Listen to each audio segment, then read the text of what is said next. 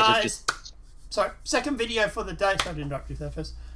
We do have a patch notes, and we do have a Evocati build for Star Citizen 3.17.0. I haven't had a chance to play it yet. I have been modding the hell out of Imperium, trying to get the Stargate mod up and running. You know what? That just sounds like excuses. What are your thoughts on 3.17, Fizz? Before we get into the patch notes, you were just saying about the instability and whatnot. As many of people have already have found out that a Wave 1 PTU is really unstable right now, and it's not in a good position. Alright, so keep modding Imperium while it gets more stable. Gotcha.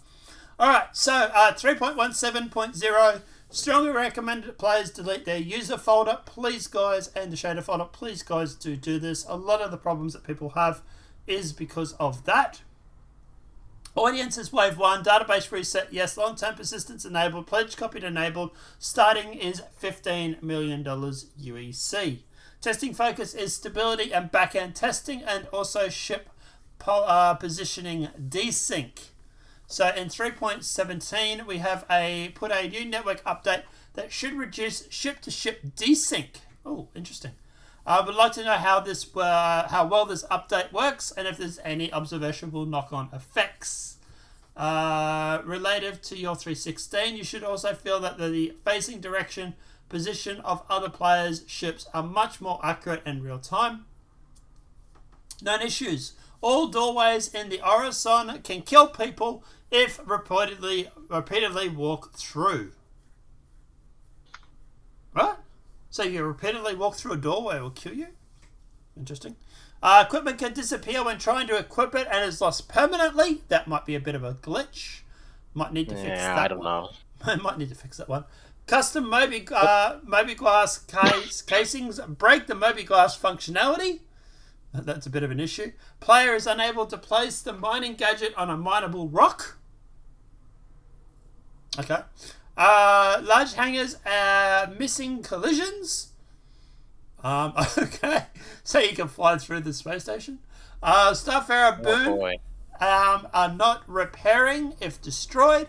When loading into the PTU after customizing the character, the player may be stuck in a staggering state. Characters staggered state. Staggering. It says staggering. Huh. Okay. Character customization is saved inconsistently, sometimes falling back to a miscellaneous male head. Turret HUD aiming elements are lagging behind. Shubin Interstellar Kiosk in New Babbage still uses the old shop UI. Players cannot buy components directly into ship storage, will be coming later in the PUTU cycle. The sell page at live-fire weapons will not update properly. ASOP terminals can be accessed by other players while in use by another player. So, people want to buy 5,000 grenades. ASOP terminals display successful retrieve with designated hangar number. However, there is no ship marker and designated hangar is empty. Cave interiors on planets with breathable atmosphere do not have an atmosphere, which causes the player to die from suffocation. Oh, wow. Underwater river fog effect is missing. AR markers are presented when opening the Mobi-Glass, which can make it hard to read. Ships can explode after a player exits them. Bruno will be happy. The player is respawning with their loadout pre-death and the medical gown equipped. Players also leave no corpse present. The player seems infinite black screen upon death. So, it's bugs galore. But it is obviously Wave 1, so we expect it. Locations. Lawville, Mirror Pure of Heart. The hospital interior for Lawville has been added. Space station clinics. Variations. So updated all current space station clinics with new additional models, loadouts to make each station clinic unique. Rivers Tier 0, initial implementation of river tech to enhance the ecosystem on our planets. AI coffee shop vendor, the addition of the fully interactable coffee shop vendor in Area 18. Ship-to-ship refueling is obviously pretty standard. Shopping to selling Tier 0 is obviously pretty standard. So it allows you to sell your stuff that you loot. Mining gadgets are tools to help modify the rocks properties to assist the player with deposits and breaking them. Ship-to-ship components, inventory updates. So major overhaul to the ship personal inventory storage to allow for ship components to be stored and transported inside ships. Increase the capacity of the landing zone storage from 100 to 1000 SCU. Added inventory size values to all purchasable ship items along with volumed dimensions, which require certain size ships to transport certain components. Won't normally fit inside a smaller ship. Update all ships have more internal ship storage to accommodate this change. Added inventory filters for components. Weapon items. Added carryable storage containers to shops in the PU. Thank God. Because I was actually, that was one of my suggestions actually. No, I don't think CIG watches my videos. Well, they probably do, but you know what I mean. Characters, DNA head texture updates. Update the art for DNA archetypes heads. Greatly improved the quality of DNA heads. Locations, separate low orbit stations and landing zones have their own inventories. Gameplay, ground vehicle signature emission changes. So they've adjusted the ground vehicle signature emissions so they're more difficult to detect at higher ranges. Ship thruster boost alignments or adjustments. The afterburner capacity minimum cost has been removed and is now only drained when the ship accelerates in linear or rotational motion. Shield face bounce pass. Inverted heavy fighters and large ships with size 2 shields to have front back shield faces instead of bubble shields. Ship weapons polish pass. Increase the staggered fire threshold to include all weapons up to 750 RPM to allow optionals to be staggered fired. Player injury polish pass. We have overhauled the injury system to increase the likelihood of injuries occurring during repeat combat encounters and decrease the chance of instant death. This is now a scale percentage chance of triggering early injuries when taking damage to a body part. I did notice this didn't work. We are doing a machinima, as you guys know, on and off again. And one of the things I wanted was one of the characters to stagger into Grimhex. So I repeatedly threw him off one of the ledges at Grimhex and damaged his legs so that he would stagger. And it made no difference when he was staggering in. He still walked in normally. So hopefully they fix that. FPS weapons refactor. Ongoing updates to make procedural animation more natural for holding FPS weapons. Hunger and thirst polish pass. Increase the decay rate of hunger and thirst. Added key binding options to request ACT landing and takeoff. Cortec GPU particle performance pass. Oh, that's interesting. And then bug fixing. Fixed an issue causing the repair and restock facility to not work. Fixed an issue where players were unable to claim insurance. Fixed an issue where ships could get caught and stored in unknown state. Fixed an issue causing quantum drones to not engage constantly. Fixed an issue causing players to be unable to set routes to QT to certain missions. Elevators and underground facilities at Grimhex should no longer become duplicated. Repair services should now correctly repair destroyed engines. Grenades should now consistently explode when detonated. Emptying and reloading consecutive mags should no longer break the reloading. Oh, thank God for that. Items on the left on the landing pads should now be cleaned up so there's no longer block ships from spawning on the pads. There's a lot here, guys.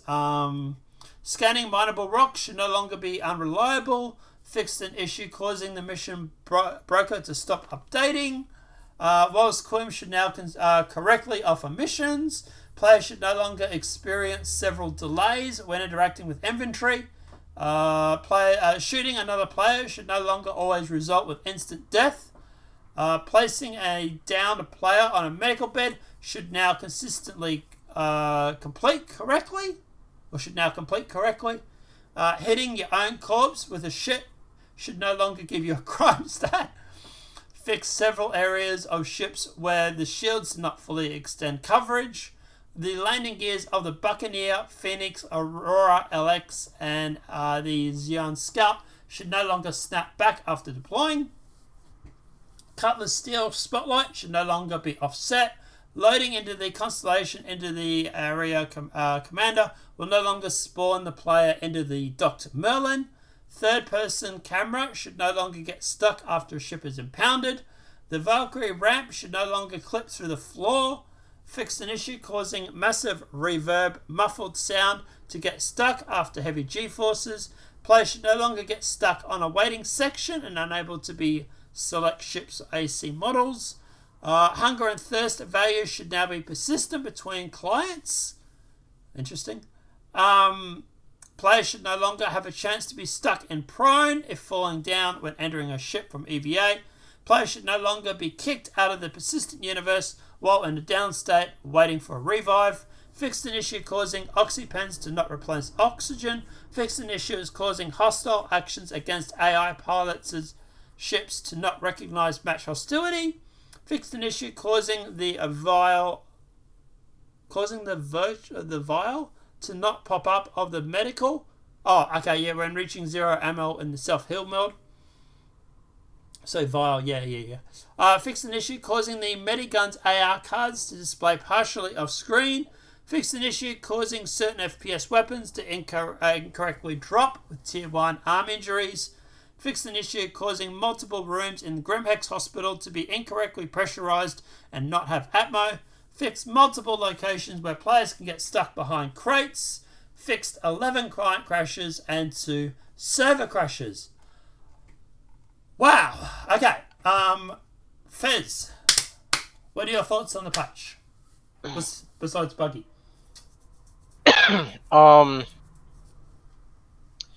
If they can get it to work, it's actually going to be a pretty decent patch. And also, don't forget, Quantum is coming in as well. We'll talk about that in a sec. Yeah, keep going. Yeah, it's going to be like the first iteration of Quanta. Yeah, so it's going to be the 3 materials. So it'll be repair materials, refuel for Quantum, and for hydrogen, as far as I know. Yes, I think so. Yeah. So that is great. Yeah. I can't wait to try out the Hull A. So the Hull A is in this patch too, isn't it? Eventually. It's not in the current PTU, but it has been committed for the patch. Yeah. Right. And the Scorpion or the Scorpius or whatever. Yep. Has been pushed to a 3.17.x patch. Yeah. So the odds are they're probably going to save it for Fleet Week. Maybe, yeah. Alright. I like this patch. I really, really do. Looks like there's a lot of good stuff in there. I can't wait to see the Hull A as well, because I do have a Hull C at the moment. Yeah. So yeah, I want to see the Hull A and see what that looks like, because the Hull C is going to be a bigger version of that. With the 3.17 patch, we're also getting somewhat physical ship components to where you could now move ship components into your ship's inventory and actually move them as cargo now. Yeah, but you still can't see them. Yeah, you still can't put them in and out of your ship as an actual component, though. You can't physically rip out. You can't physically rip out your shield gen at the moment, still, right? No, and also I think if we were to have a physical the components of say you wanted to put one of your guns from your ship into the cargo hold of say your C2 Mm-hmm. and just leave it there. That the gun is a big gun, so Yep. you're probably going to need something to help move it, like my idea of earlier, a forklift. Mm. Well, they have talked about a forklift-like thing. Obviously, the Cool. reason why I'm after physicalized components in the ship itself is because of the machinima, right? It's one of the things that we're waiting for, that and room system. Um, but at the end of the day, that's what I'm waiting for is that.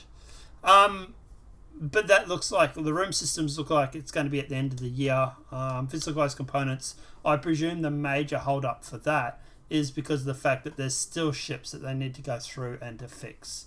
There's still old legacy ships that have not had the gold standard treatment, a lot of them. So they can't bring in Almost physicalized. all of them, actually. Yeah, so they can't bring in physicalized components until they've all got that. Now a lot of the new stuff like the Star Runner and the whole C and the C2 and all that stuff, they're going to have the physical components already in, right? So they don't need the gold standard to get physicalized components.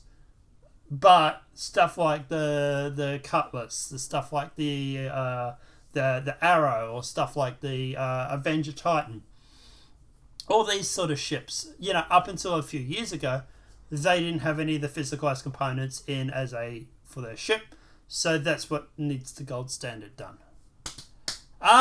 But yeah, I'm actually looking forward to 3.17. I'm trying to get some of this Imperium mod done because obviously I want to do the machinima for that. But at the end of the day, yeah, I was actually looking forward to jumping on to 3.17 and having a bash of it. Obviously, I'll wait for the patch to get a little bit more stable, so I've still got coding I can do for that, for Imperium. But yeah, I really look forward to 3.17. It seems like it's going to be a decent patch. Oh, Um, and also one more thing. mhm, With 3.17, they are also bringing back a multi the missile munitions. mhm, So like with the rattlers. They so they are bringing those back, and they can now be fired dumbly. So that means you could essentially use them as um as a carpet bombing, mm, okay, cool. Yeah, it's like obviously essentially. Star Citizen's obviously making big steps forward all the time, right?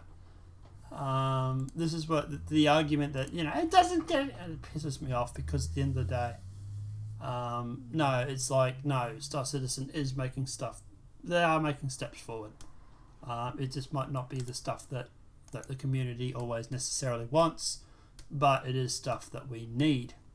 But guys, let me know what your thoughts are in that comment section below. Personally, yeah, I'm looking forward to 3.17. I'm looking forward. Obviously, I am Ivakadi, so I can be streaming it, but I'll obviously wait for a new patch to come out to be a little bit more stable.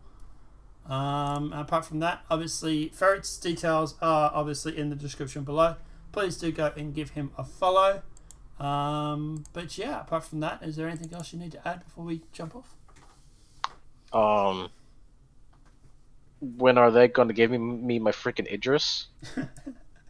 Dude, you've been waiting for the address for years.